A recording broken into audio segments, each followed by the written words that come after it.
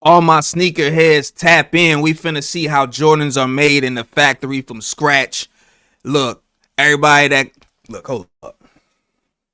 If you rock the J's, tap in. All right, all my sneakerheads, tap in.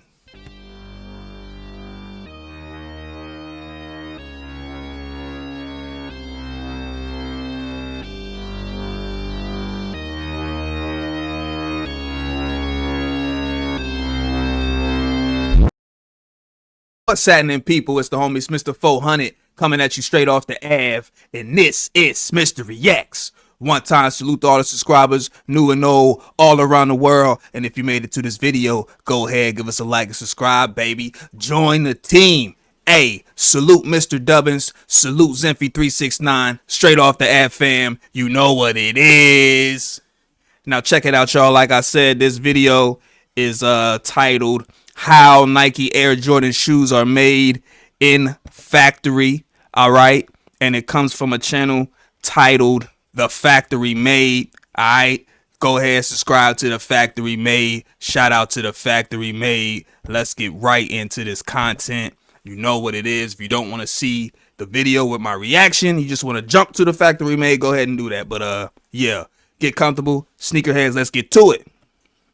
Air Jordans are a cultural phenomenon, a symbol of style, athleticism, and let's be honest, a pretty big dent in your wallet. But have you ever wondered what goes into making these legendary kicks? Do they use animal cruelty methods in their shoemaking process? And was it true that Michael Jordan didn't like the shoe that he himself helped design? Stick around, because we're diving into the entire process, from their fascinating history to their state-of-the-art manufacturing. By the end, you'll not only know how Air Jordans are made, you might just want to buy yourself another pair. Don't forget to like this video, subscribe, and share it with your sneaker-loving friends. Let's lace up and jump right in. Step 1. The history of Air Jordans. First, let's take a look how Air Jordans are made and discuss where it all started before we dive into the details. Air Jordan's history began in 1984 when Nike decided to invest the company's resources in sponsoring none other than Michael Jordan, who at that time was a rookie basketball player. Back then, Nike couldn't make the necessary impact in basketball, while Jordan was wearing Converse sneakers. But then came a game-changing deal. Nike gave Jordan an Air Jordan sneaker line and privilege of designing the shoes depending on his style of play. That's where the Air Jordan 1 comes in, having been first introduced in 1985. Fun fact, the black and red color scheme was so striking that the NBA banned Jordan from wearing them, saying they were contrary to the rules on jersey designs. Nike did this and then paid all the fines for the shoes and marketed them as Rebels. If you haven't seen the movie about Jordan and his shoes and how everything came to be, go check that out. I forget what it's called. I believe it's called Air or something like that. It might even be called Air. I ain't gonna hold you, but look, tap into the movie. It has a heck of a storyline. It's dope. It's interesting. Yeah, let's get to it. The rest, as they say, is history, simply because the good that has been done is enough to push the world forward. Now, Air Jordans are not simply athletic shoes. They're symbols of prestige, treasures, and necessities of the urban wear fashion. 3 decades later, the brand still rages on through over 30 models and still eclipses Jordan's famous dunk. Ever wondered what makes Air Jordans so popular even decades after their debut? It's not just the shoes, it's the story. Step 2. Design and development. Creating a new Air Jordan isn't just about slapping together leather and rubber. It's a blend of art and science. Each new model starts with a team of designers brainstorming ideas. They draw inspiration from everything, including Jordan's career highlights, even futuristic technology. The sketches then evolve into 3D renderings. But here's where it gets serious. Performance is non-negotiable. Engineers test every concept to ensure the shoe supports quick cuts, jumps, and landings without sacrificing comfort. They also experiment with new materials like lightweight synthetics and innovative foam to keep the designs cutting edge. And Jordan was the first one to have a basketball sneaker with Nike. All right, they used to do running shoes. They were big on running shoes. Those who know. If you don't know, now you know. Look, he the reason why LeBron, everybody got the Jordan and LeBron debate. He the reason why LeBron can do what LeBron can do with that shoe. Kobe, the list goes on. Charles Barkley, everybody, Gary Payton. It all starts with the greatest player to ever play the game, in my opinion. You can have your own. Air Jordan. Let's get back to it. You know, they gotta. Once the design is finalized, prototypes are created for wear testing. Machines simulate real basketball moves, while actual athletes put the shoes to the test. The goal? Well, a shoe that's as stylish as it is functional. Before we dive deeper, let's talk about the marketing wizard that made the Air Jordan 1 legendary. Did you know Nike turned a $5,000 fine into a multi-million-dollar campaign? Yeah, back in 1985, the NBA fined Michael Jordan every time he wore the original black and red colorway of the Air Jordan 1, citing uniform violations. Nike paid every single fine and ran with the tagline, "Banned by the NBA." This rebellious branding turned the shoes into an instant cultural icon. The Air Jordan 1 retailed for $65, a fortune for basketball shoes back then. But that didn't stop sneakerheads and basketball fans from clearing shelves. And they finna come back, and they got a crazy tag on them. I think the tag was like $250. We know J's be up there. I ain't gonna hold you. Like, if they classic, like the ones, you know, the breads, just certain ones, you're going to pay that top dollar for the, you know what I'm saying, for the shoe. So, rightfully so, right? Let's go. In its first year, the Air Jordan line made over $100 million in revenue, a figure unheard of for sportswear at the time. And let's not forget that some of the most coveted Jordans today, like the Air Jordan 2, almost because Jordan himself thought they looked too flashy. Imagine rejecting a shoe that would later sell out worldwide in hours. Step 3. Material sourcing. Now that the design is locked in, it's time to gather the ingredients. And no, we're not talking about flour and sugar. We're talking about top-tier materials. Air Jordans are made with a combination of high-quality leather, synthetic fabrics, foam, and of course, rubber. The leather is sourced from premium suppliers and inspected for quality. Any imperfections like scars or blemishes are a no-go. Synthetic fabrics are chosen for breathability and durability, while foam provides the cushioning that makes Air Jordans feel like you're walking on, air. Literally. The rubber for the outside is specially designed for grip, ensuring you won't slip whether you're on the court or dodging puddles on the street. Why does a sneaker need so many materials? It's all about combining durability, comfort, and style. Step 4. Cutting and preparing the components. At the factory, the first step is cutting the materials into the individual pieces that will form the shoe. This process involves highly precise machinery, which slices leather, fabric, and rubber into exact shapes. Think of it like a jigsaw puzzle, where every piece has to fit perfectly. After cutting, the components are prepped for assembly. Leather pieces are treated to ensure durability and a smooth finish, while fabric components are reinforced for extra strength. The rubber soles are molded into their final shape, complete with grooves for traction. Each piece undergoes inspection to ensure it meets Nike's strict standards. Step 5. Assembling the upper. The upper part of the shoe, the part that hugs the foot, is assembled next. This is where the factory floor gets busy. Workers sew the cut piece. Hey, yo, how many of y'all be making shoes on 2K? I feel like everybody designs shoes on 2K, right? All right, some people don't know how to do it. If you don't know how to do it, if you don't know how to construct a shoe from top to bottom, this should probably give you an idea of how to do it, because I done see some hideous shoes, bro. I ain't gonna hold you. Just something I want to throw out there. Shout out to the 2K players. I see you. Pieces of leather and fabric together with industrial strength stitching. Some parts, like the iconic swoosh logo, are heat sealed onto the material. This step requires a mix of machine precision and human skill. The stitching has to be flawless, not just for durability, but because sneakerheads will notice if the seams are even slightly off.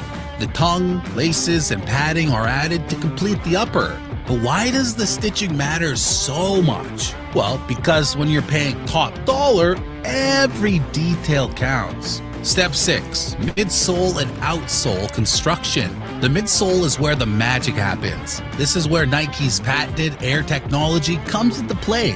Those little air-filled units inside the sole aren't just for show.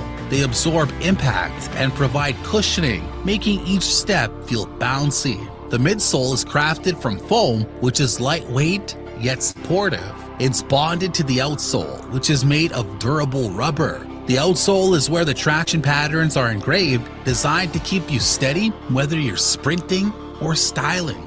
Once the midsole and outsoles are ready, they're glued to the upper. The bonding process involves heat and pressure to ensure the pieces fuse together seamlessly. Nike's air technology isn't just a marketing gimmick.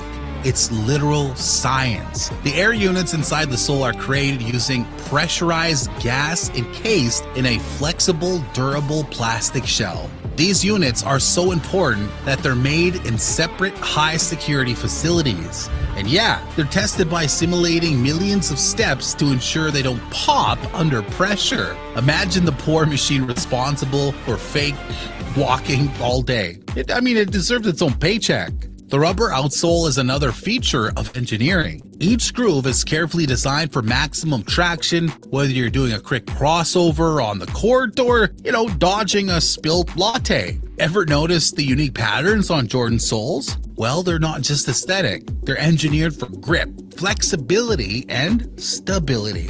Step 7. Signature details and branding. No Air Jordan is complete without its signature details. The Jumpman logo is added using techniques like embroidery or heat transfer. The colorways and designs are meticulously painted or printed onto the shoe, adding that extra flair that makes each pair unique.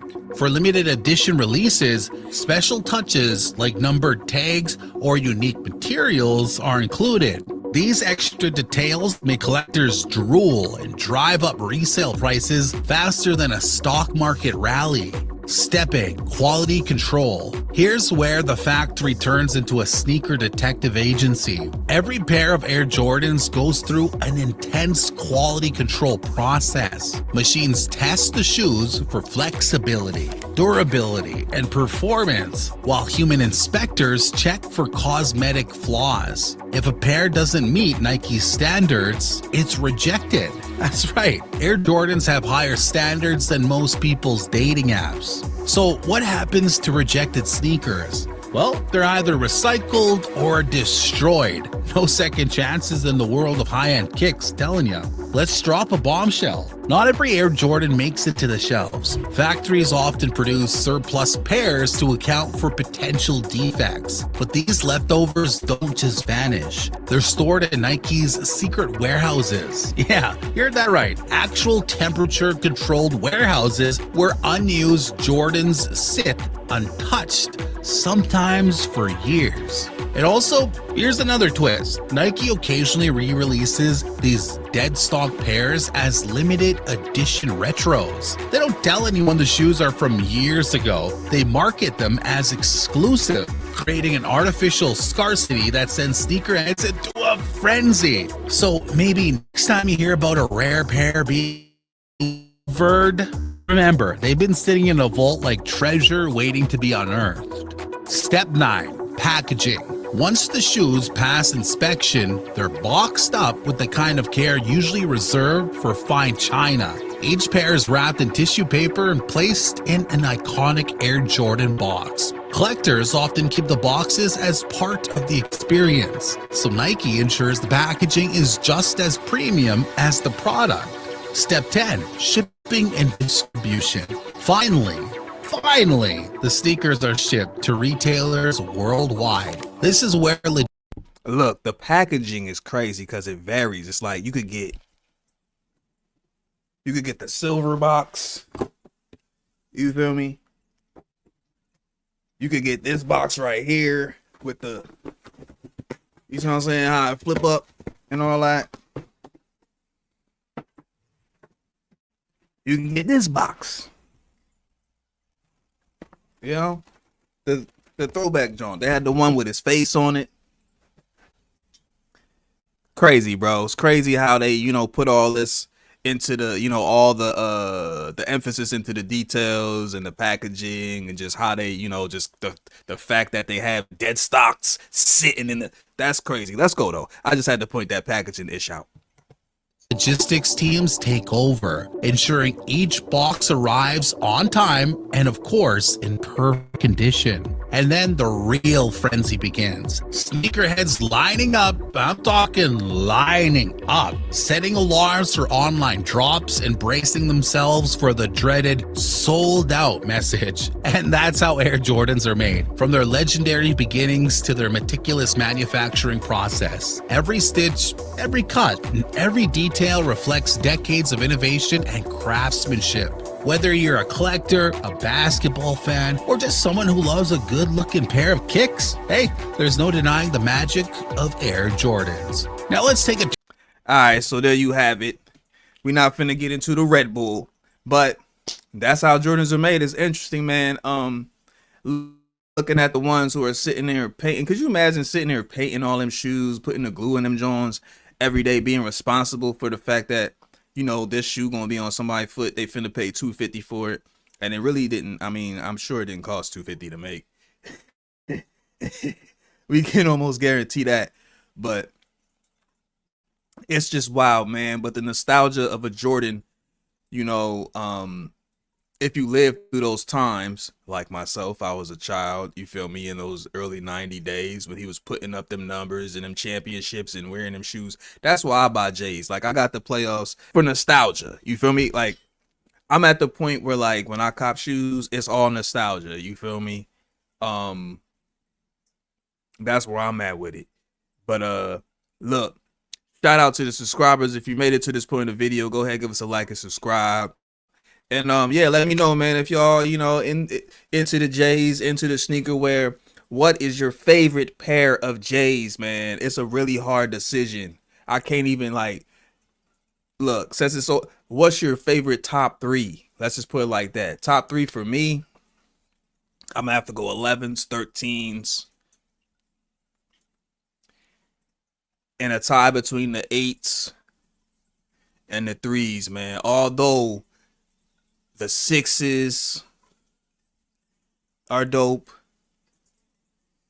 Shit, it's just J's just are too fresh to really even, like, you know what I mean? Like, I think it really comes down to your style, or like what you finna wear that day, or how you feel. Even maybe you feeling casual, you might go for a 3. Maybe you feeling like, you want to style a little bit, you might throw the 11s on, the 13s. You feel me? Maybe you want to just go super duper casual, put some 1s on, throw it all the way back, wear some 2s, but yeah, man, it's always Mr. 400. This has been Smitster Reacts. I appreciate y'all, everybody, you feel me, that tunes in. And look, if you made it to this point, again, give us a like and subscribe, give us a share, tap in, salute to y'all.